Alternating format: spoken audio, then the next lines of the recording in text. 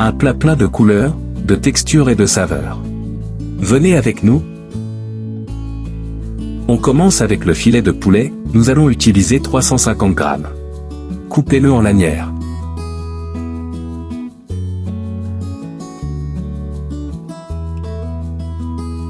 Ensuite, transférez-le dans un bol. Ajoutez du sel, du poivre noir et du paprika selon votre goût. Ajoutez une demi-cuillère à soupe d'huile d'olive et 2 cuillères à soupe de fécule de maïs. Mélangez bien pour enrober le poulet uniformément. Voici la 2e cuillère à soupe de fécule, et continuez à mélanger.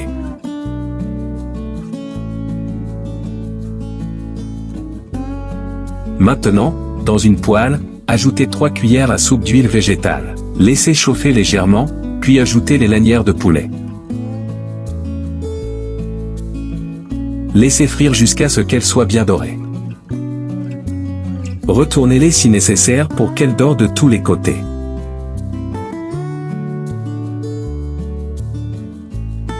À ce stade, retirez et réservez. Ensuite, préparez à nouveau la poêle et ajoutez un peu plus d'huile de tournesol. Ajoutez un demi-oignon haché et 3 gousses d'ail émincé, et faites revenir pendant 1 minute. Puis, préparez une casserole d'eau chaude, et nous allons cuire 150 g de pâte spaghetti. N'oubliez pas d'ajouter une cuillère à soupe de sel, car les pâtes absorbent l'eau pendant la cuisson, elles absorbent aussi un peu de sel, ce qui les rend plus savoureuses dès le début. Elles cuiront pendant 4 minutes. De retour à la poêle, ajoutez une carotte en rondelles et faites frire pendant 1 minute. Ici, nous allons ajouter un demi-poivron vert, un demi-poivron jaune et un demi-poivron rouge, coupés en lanières. Mélangez bien, en veillant à ce que tout soit bien enrobé, et laissez frire pendant 1 minute.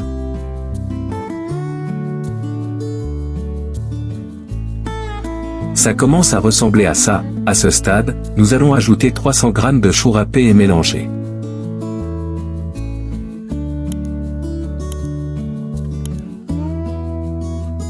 Ajoutez une pincée de sel et une pincée de poivre noir.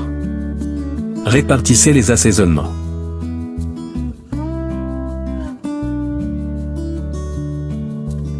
Ajoutez 3 cuillères à soupe de sauce soja et mélangez, en laissant cuire encore 1 minute.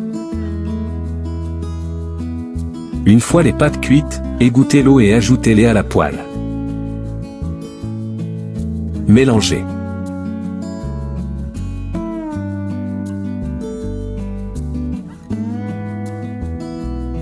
Ici, nous allons mélanger 50 ml d'eau avec une demi-tasse de fécule de maïs et l'ajouter à la poêle.